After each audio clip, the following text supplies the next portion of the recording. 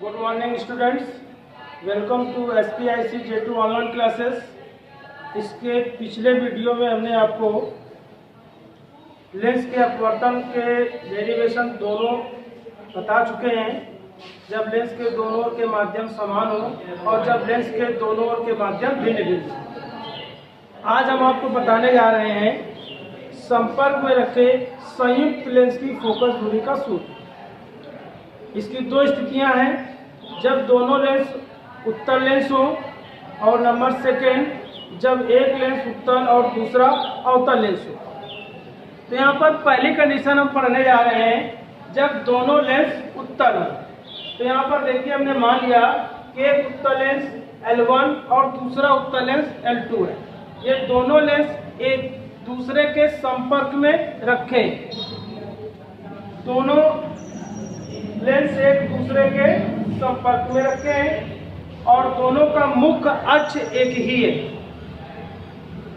Lens L1 से U दूरी पर एक बिंदुवत वस्तु हो रखी है, जिसका लेंस L1 द्वारा आभासी प्रतिबिंब I' प्राप्त होता है। यह प्रतिबिंब I' लेंस L2 के लिए आभासी वस्तु का कार्य करता है।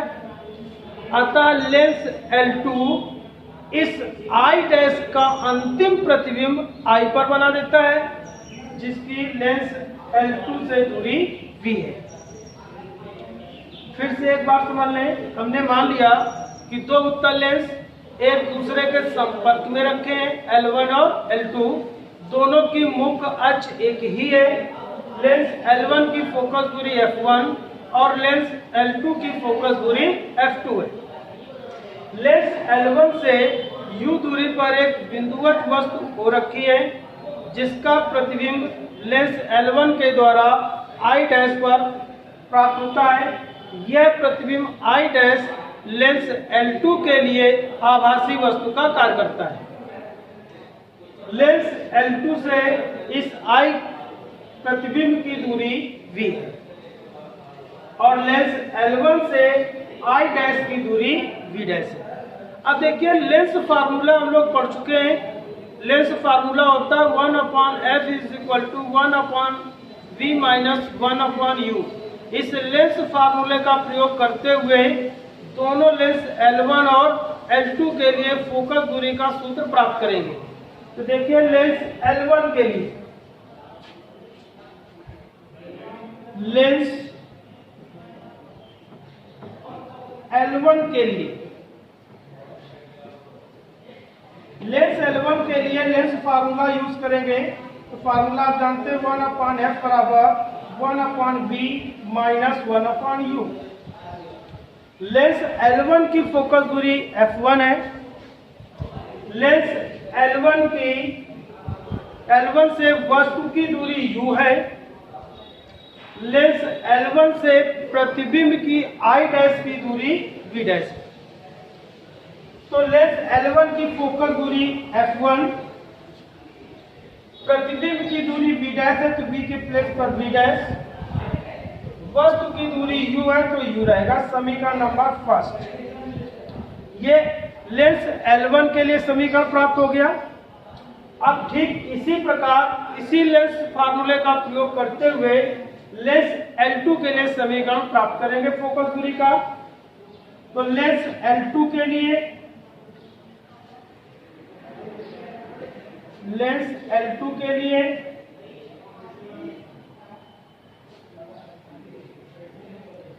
1/f = 1/v - 1/u।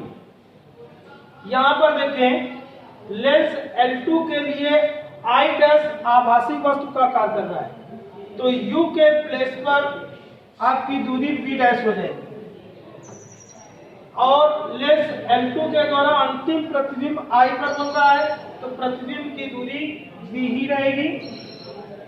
और लेंस L2 की फोकस दूरी आपने f2 मान रखा है, तो f के प्लेस पर f2 हो जाएगा। ये लेंस L2 के लिए समीकरण प्राप्त हो गया। समीकरण नंबर सेकेंड हो गया। समीकरण फर्स्ट और समीकरण सेकेंड को जोड़ देंगे। समीकरण फर्स्ट प्लस सेकेंड जोड़ेंगे तो समीकरण प्राप्त होगा 1/f1 plus 1/f2 is equal to 1/v dash minus 1/u plus 1/v minus 1/v dash. इसमें देखिए कुछ पद कैंसिल होंगे, 1/v डैश प्लस का और 1/v डैश माइनस का, ये दोनों पद कैंसिल हो जाएंगे। तो शेष जो पद बचेंगे वो होगा 1/f1 plus 1/f2 is equal to 1/v minus 1/u। समीकरण नंबर थर्ड। अब देखिए दोनों लेंस एक दूसरे के संपर्क में वायु में रखे हैं। अगर हम मान लें कि ये दोनों लेंस संपर्क में रखें, अर्थात एक ही लेंस की कल्पना करें जिसकी इन दोनों के संयुक्त लेंस की फोकस दूरी कैपिटल F हो। यदि संयुक्त लेंस की फोकस दूरी कैपिटल F हो तो इस संयुक्त लेंस से u दूरी पर रखी हुई वस्तु का प्रतिबिंब v दूरी पर प्राप्त होगा। तो संयुक्त लेंस के लिए समीकरण प्राप्त होगा फोकस दूरी का 1/F is equal to 1/v minus 1/u। समीकरण नंबर हो गया आपका फोर्थ। समीकरण नंबर थर्ड और समीकरण नंबर फोर्थ की अगर हम तुलना करें, अगर इन दोनों समीकरणों को हम कंपेयर करें तो थर्ड और फोर्थ से हम लिख सकते हैं 1/F is equal to 1/f1 plus 1/f2। जहां पहले ऊपर बता चुके हैं इस संयुक्त लेंस की फोकस दूरी कैपिटल F है, F1 पहले उत्तल लेंस की फोकस दूरी, F2 दूसरे उत्तल लेंस की फोकस दूरी है। जब दोनों लेंस उत्तल हो तो यह संयुक्त लेंस की फोकस दूरी का समीकरण प्राप्त होता है। सेकेंड केस, जब एक लेंस उत्तल व दूसरा लेंस अवतल, जब एक लेंस उत्तल व दूसरा लेंस उत्तल हो तो देखिए समीकरण प्राप्त होगा। यदि उत्तल लेंस की फोकस दूरी f1 अवतल लेंस की फोकस दूरी f2 हो। हमने कंसीडर किया कि जब एक लेंस उत्तल और दूसरा अवतल लेंस हो जिसमें उत्तल लेंस की फोकस दूरी f1 और अवतल लेंस की फोकस दूरी f2 हो तो संयुक्त लेंस की फोकस दूरी, तो संयुक्त लेंस की फोकस दूरी 1/F बराबर इस समीकरण के अनुसार 1/f1 माइनस 1/f2। यहाँ पर देख रहे हैं कि यहाँ पर माइनस यूज किया गया है। जहाँ आप जानते हैं कि उत्तल लेंस की फोकस दूरी पॉजिटिव ली जाती है, पॉजिटिव होती है, और अवतल लेंस की फोकस दूरी निगेटिव होती है।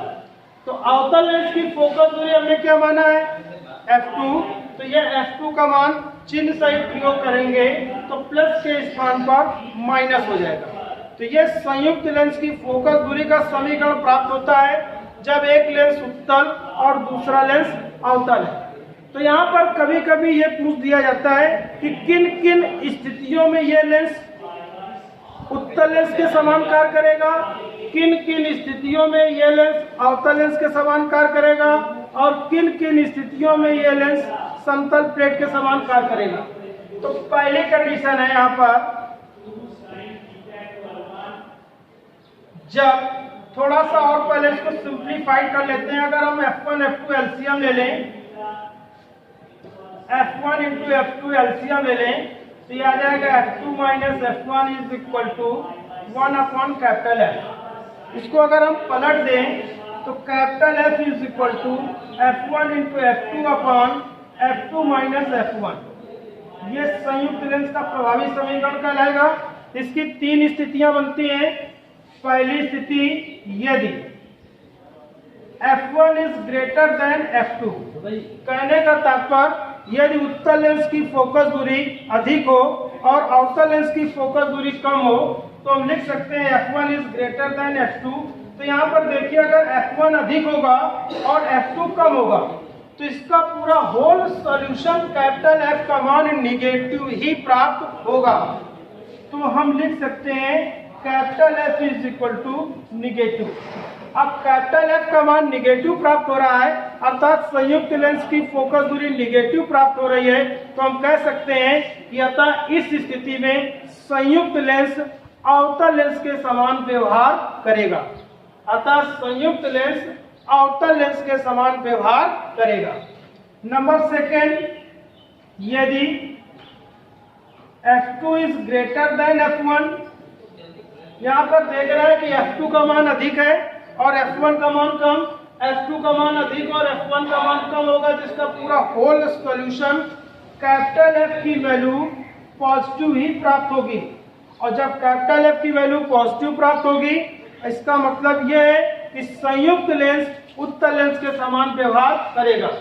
तीसरी कंडीशन, यदि F1 is equal to F2, अर्थात हम कह सकते हैं कि जब उत्तल लेंस और अवतल लेंस दोनों की फोकस दूरियां समान है, तो इस समीकरण से देखिए, अगर दोनों लेंस F1 और F2 की फोकस दूरी समान है, तो यहाँ पर देख रहे हैं कि ये वैल्यू 0 हो जाएगी। और जब 0 से इसमें हम भाग करेंगे तो कैपिटल F का मान, तो capital F is equal to infinite प्राप्त होगा। यहाँ पर ये पॉइंट बहुत ही इंपॉर्टेंट है। तो इस स्थिति में कैपिटल F का मान इनफाइनाइट प्राप्त होगा, अर्थात संयुक्त लेंस एक समतल प्लेट के समान व्यवहार करेगा। तो तीनों पॉइंट ये हमने आप लोगों को इस वीडियो में क्लियर कर दिए हैं। Thank you.